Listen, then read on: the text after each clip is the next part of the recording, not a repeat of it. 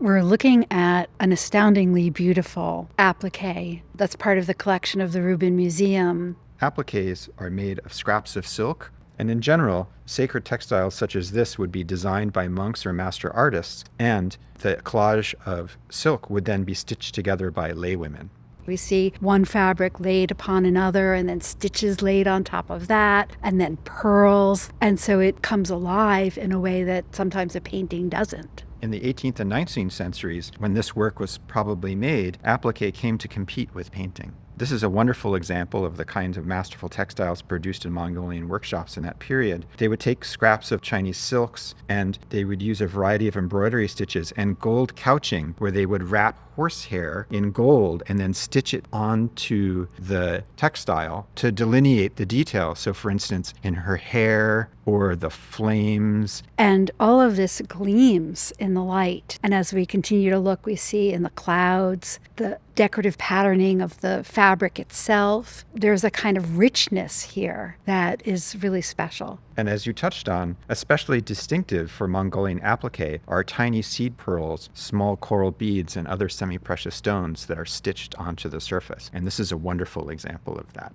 What we're looking at is one of the forms of Palden Lhamo, one of the principal female protector deities of Tibet. And this is a translation from the Sanskrit Sri Devi, meaning glorious goddess, a term which denotes a whole class of female protector deities. And she is also simply called Lhamo, the goddess. So she takes many different forms, and here we have Makzor Gyelmo, queen who repels armies. And this is the most popular form in Mongolia, and they simply refer to her as the goddess. Some of what she's wearing and what she holds and the animal that she rides and the other figures around her are standard iconography for protector goddesses. So Lhamo is typically depicted as an extremely fierce dark blue figure with flame-like hair standing on end, which we see here. She has a crown of 5 skulls and bone ornaments, which are here made of pearls, and a garland of severed heads. She rides on a mule across a sea of blood, and the mule has an eye on its rear flank, watching out for enemies of the Dharma, and her saddle blanket is made from the flayed skin of her son.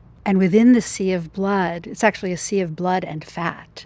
We see a skull, a rib cage, a femur bone, and then this odd shape in the bottom center. Yes, at bottom center, the wrathful offerings for the 5 senses, where the actual sense organs are represented. Eyes for sight, tongue for taste, ears for sound, nose for smell, and heart for touch. Now, Lhamo takes many different forms, which are considered wrathful forms of different deities with their own stories. Makzor Gyelmo, who we see here, is considered a wrathful emanation of Saraswati, goddess of arts and learning. In her form, as Makzor Gyelmo, she has 2 arms, which we see here, and she brandishes a sandalwood club with a vajra finial over her head and holds a skull cup filled with blood at her heart and a peacock feather canopy above her head. Among her magical implements, we see a scored divination stick stuck in her belt and a divination dice, and these objects relate to her important divination practices. In her arsenal of weapons, which she can unleash on enemies of the doctrine, include a red book of curses bound by a snake and a bag of diseases. And her name, Makzor Gyelmo, Mak means army, and Zor is a kind of magical weapon that a deity can hurl at its enemies. And Gyelmo means queen. Thus, her name might more properly be translated as queen of the army defeating weapon.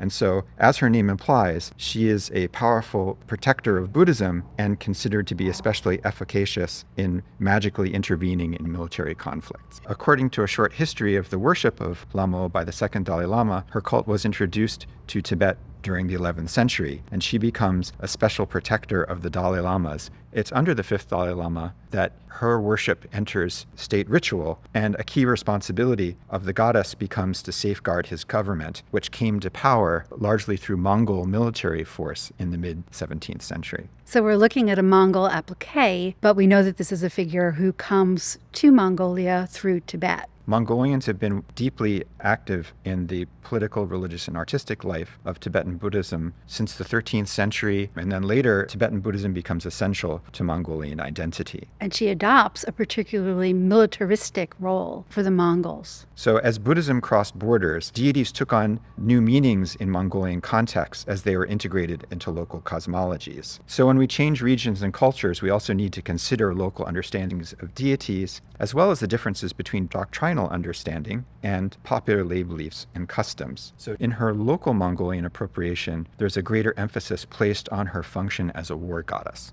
And she's also known in Mongolia as Fierce Tara. In Mongolian regions, Lhamo is believed to have special healing powers, and it's said that she can cure any illness by swallowing them and then breathing them into her bag of diseases, which you see on the applique. And while this might seem like contradictory roles, it's not unusual in inter-Asian contexts to have protector gods who have functions of healing and prolonging life, as their fierce power of defending is not only against enemies but also diseases.